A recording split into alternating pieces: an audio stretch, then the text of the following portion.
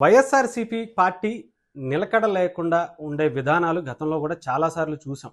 అయితే మరీ ముఖ్యంగా రాజధాని అమరావతి అన్న తర్వాత దాన్ని ఒప్పుకొని అదే అమరావతి రాజధాని అని చెప్పి గతంలో చెప్పి ఆ తర్వాత మళ్ళీ 3 రాజధానులు అనేటువంటి ప్రకటన ఒక అయోమయంతో పాటు రాష్ట్రానికి రాజధాని లేకుండా చేసినటువంటి ఘనమైన చరిత్ర కూడా వైఎస్ఆర్సీపీ పార్టీకి ఉంది. అంటే రాజకీయ లబ్ధి పొందడం కోసం అప్పటికప్పుడు ఇన్స్టెంట్‌గా తీసుకునేటువంటి నిర్ణయాలు ప్రజల బాగోగుల కోసం కాకుండా వ్యక్తిగత ప్రయోజనాల కోసం వైఎస్ఆర్సీపీ చేసేటువంటి అనేక నిర్ణయాలు గతంలో చాలానే చూసుకుంటూ వచ్చాం.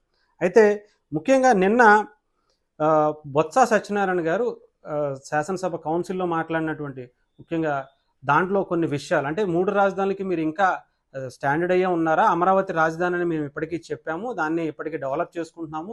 మీరు మళ్ళీ ఏమన్నా మారే ఉద్దేశం ఉందా అని అడిగితే ఇప్పటివరకైతే మా రాజధాని మేము డెసిషన్ తీసుకోలేదు.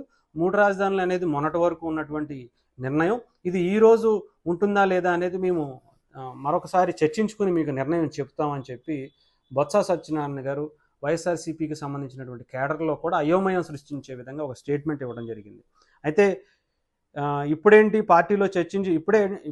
పార్టీలో చర్చించి చెప్తానని చెప్పడం, 3 రాజధానులపై నేటి మా వైఖరి ఏమిటో పార్టీలో చర్చించి చెబుతానని శాసన మండలి వైసీపీ పక్ష నేత బొత్స సత్యనారాయణ సోమవారం అసెంబ్లీ ప్రాంగణంలో వైసీపీ ఎమ్మెల్సీలతో కలిసి ఆయన మీడియాతో మాట్లాడటం జరిగింది.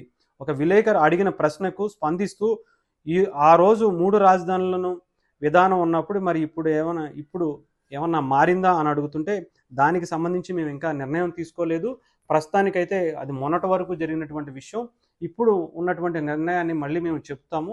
మేము ఎప్పటికప్పుడు మార్చుకుంటాం అనే విధానం. అంటే వైఎస్ఆర్సీపీ ఎంత అరాచకంగా అమరావతి రాజధాని అనే నిర్మాణాన్ని అటు చంద్రబాబు నాయుడు గారు కాస్తో కూస్తో స్టార్ట్ చేసి ఫౌండేషన్ వేసి చూపించినటువంటి పరిస్థితి కూడా మనం చూడొచ్చు. అంటే అక్కడ ఫౌండేషన్స్ ఎంతవరకు అయ్యాయి, ఎంతవరకు ఖర్చు పెట్టారు, రోడ్లు కావచ్చు, తాత్కాలిక హైకోర్టు కావచ్చు, సెక్రటేరియట్ కావచ్చు, అసెంబ్లీ కావచ్చు, లేదా ఐకానిక్ టవర్స్ పేరుతో ఉన్నటువంటి ఫౌండేషన్స్ కావచ్చు, ఇవన్నిటినీ కూడా కొన్ని కోట్ల రూపాయల వ్యయంతో నిర్మించినటువంటి దానిని కూడా మొత్తం చెదలు పట్టేసి మొత్తం రెస్ట్ పట్టేసి వేస్ట్ అయిపోయి చెరువుల్లా తయారు చేసినటువంటి ఘనత గత 5 ఏళ్లుగా వైఎస్ఆర్సీపీ చేసినటువంటి పనులు.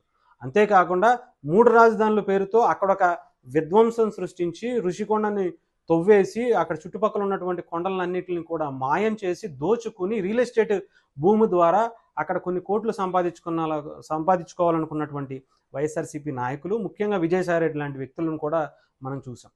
సో అది పండలేదు కాబట్టి ఆ తర్వాత మళ్ళీ కూటమి ప్రభుత్వం వచ్చింది. మళ్ళీ అమరావతినే రాజధాని అనుకున్నారు. మళ్ళీ దానికి సంబంధించిన నిధులన్నింటినీ కూడా కేంద్రం నుంచి తెచ్చుకోగలుగుతున్నారు. దాన్ని కూడా స్టార్ట్ చేయడం కూడా జరుగుతూ ఉంది. సో వైఎస్ఆర్సీపీ పార్టీకి ఇంకా ఏం చేయాలి అనేది ఒక క్లారిటీ అయితే రావట్లే. మళ్ళీ పార్టీలో చర్చించుకున్న తర్వాత మళ్ళీ అమరావతి రాజధాని అనొచ్చు.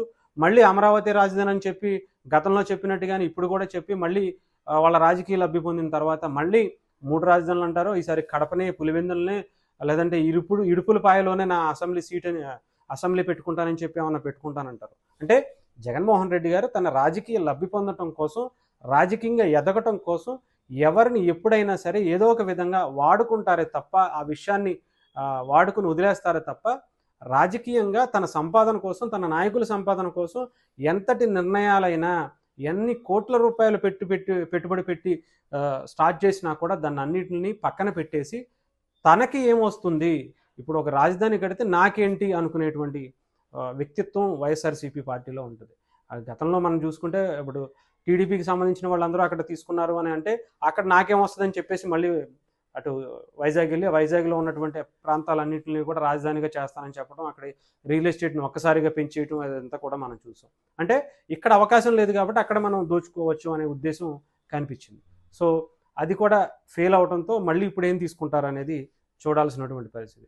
స్టాండర్డ్ లేనటువంటి మాటలు, స్టాండర్డ్ లేనటువంటి వ్యక్తిత్వాలు, మరి ఎన్ని రోజులు ఇలాంటి రాజకీయాలు ప్రజలు నమ్మాల్సినటువంటి పరిస్థితి ఉంటుందో చూడాలి.